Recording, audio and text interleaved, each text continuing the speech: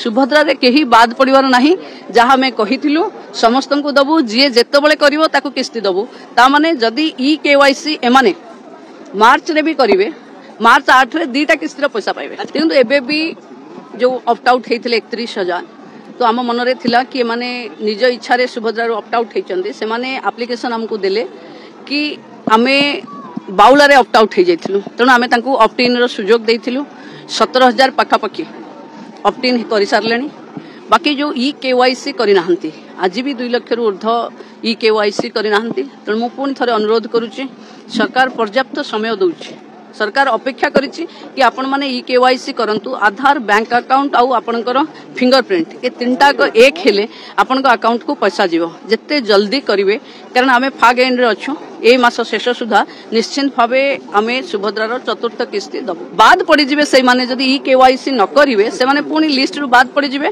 पुनी पर जेतेबेले मार्च 8 रो किस्ती दिया जिवो द्वितीय किस्ती सेतेबेले माने पाइबे सुभद्रा रे केही बाद पड़िबार नाही जहाँ आमे कहिथिलु समस्त को दबु जी जेतेबेले करिवो ताकू किस्ती दबु ता माने जदी ई केवाईसी एमाने मार्च रे भी करिवे मार्च 8 रे दीटा किस्ती पैसा पाइबे जनवरी 26 रे दिया जे बोली जनवरी 26 नहीं ये पताका उत्तोलन साधारणतंत्र दिवस थाए से दिन केबे हबनी किंतु निश्चित भावे लास्ट पार्ट रे। नमस्कार दर्शक बंधु सुभद्रा योजना रे आसिला एबे एबे आउ एक बड़ खबर तेबे खबरटी हेउची चतुर्थ पर्याय टंका मिलिबा पूर्वरु ई केवाईसी अपडेट करि दियंतु बोली उपमुख्यमंत्री प्रभाती परिडा सूचना दैछंती। प्रायतः जानिबाकू मिलिछि 2 लाख रु प्रायतः अधिक महिला सेमानकर सुभद्रा ई केवाईसी करि नाहंती। तेबे से आहुरी मध्य कहिसंती जे सुभद्रा योजनार चतुर्थ पर्याय टंका केबे मिलिबो मध्य ताहा आज सूचना दैछंती। तेबे दर्शक बंधु आपण माने जदि सुभद्रा योजना रे टंका पाई नाहंती ओडिशार जो माँ एवं भौणी माने सुभद्रा योजना रे आज पर्यंत टंका पाई नाहंती तेबे तृतीय पर्याय इतिमध्ये दिया सरिछि प्रथम पर्याय द्वितीय पर्याय एवं तृतीय पर्याय सुधा जदि आपण माने टंका पाई नाहंती तेबे आपण माने चतुर्थ पर्याय रे मध्ये टंका न पाई पारंती तेबे ई केवाईसी टी आपण माने करि नेबा उचित। तेबे आपण मानकर सुभद्रा ई केवाईसी होईछि कि नाही आपण माने जानिबे केमिति तेबे आपण माने निज मोबाइल माध्यम रे मध्ये निजे देखि पारिबे नाही एथि पई आपण मानकु जनसेवा केंद्र जिबाकू पड़िबो सांगरे आधार कार्ड टी को नै जिबे एवं आपण मानकर ई केवाईसी अपडेट होईछि कि ना होईनी आपण माने जाई देखि आसीबे।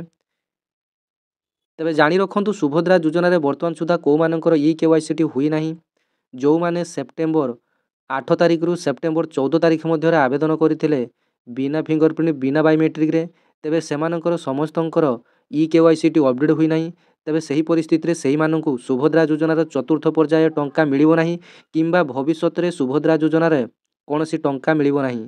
तेबे आपण माने जानि रखंतु ई केवाईसी टी आपण माने कंप्लीट करि दियंतु जहाँ सरकारक तरफ रु गाइड रहिछि एवं जहाँ किछि आपण मानक पई अपडेट आसीथिला आपण मानकु मु देई देली। तेबे दर्शक बंधु चतुर्थ पर्याय टंका को नै मध्य तारीख घोषणा होई नथिले मध्य उपमुख्यमंत्री प्रभाती परिडा स्पष्ट करिसंती ए जनवरी मास शेष सप्ताह अर्थात 25 तारिख रु 30 तारिख मध्य ए सुभद्रा योजनार चतुर्थ पर्याय टंकाटी आसी पारे। प्रायतः आहुरी 30 रु 40 लाख महिला ए सुभद्रा योजनार तृतीय पर्याय टंका पाइबा पई बाकी रहिसंती। तेबे जो मानकर फॉर्म रिजेक्ट होइतिला सेमानकर समस्त वेरिफिकेशन प्रक्रिया सरी जाइछि। तेबे जो महिला माने भूलवशत सुभद्रा योजनार ऑप्ट आउट करथिले प्रायतः 31,000 रु अधिक महिला सुभद्रा योजना रे निजको बाद देथिले ऑप्ट आउट करी सेमानक मध्यरु 17,000 महिला पुणी नूतन भाव में जुड़ी होइचंती ऑप्ट इन करी।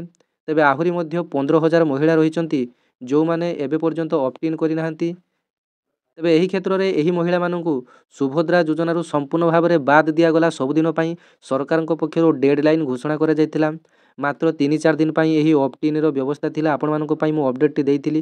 तेबे जो माने वर्तमान सुधा ऑप्ट इन करि नाहंती से माने जल्दी जल्दी करि दियंतु किछि दिन मध्य रे ऑप्ट इन सिस्टम टी मध्य साइट रु हटि जिवो।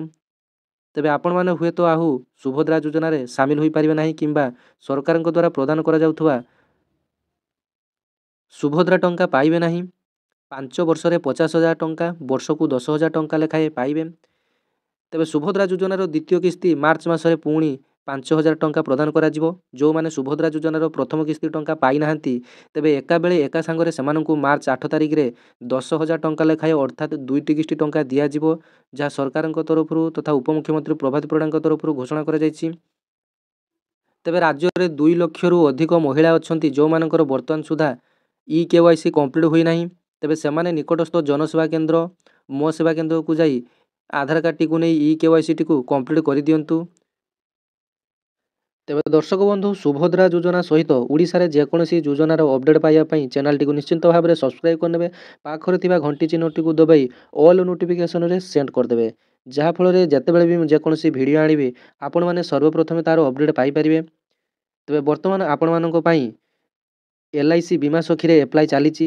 ଓଡ଼ିଶାର ଯେଉଁ ମହିଳାମାନେ 18 ବର୍ଷରୁ 70 ବର୍ଷ ହୋଇଥିବେ ତେବେ ସେମାନେ ସମସ୍ତେ ମହିଳା ବୀମା ସଖୀ ବା LIC ବୀମା ସଖୀରେ ଆପ୍ଲାଏ କରିନେବେ, ଯେଉଁଥିରେ ଆପଣମାନେ 3 ବର୍ଷିଆ ଟ୍ରେନିଂ କୋର୍ସ କରିବେ ଏବଂ ଏଥିରେ ପ୍ରଥମ ବର୍ଷ ପ୍ରତ୍ୟେକ ମାସ 7,000 ଟଙ୍କା ଲେଖାଏଁ ଆପଣମାନଙ୍କୁ ସାଲାରୀ ବା ଷ୍ଟାଇପେଣ୍ଡ ଆକାରରେ ମିଳିବ।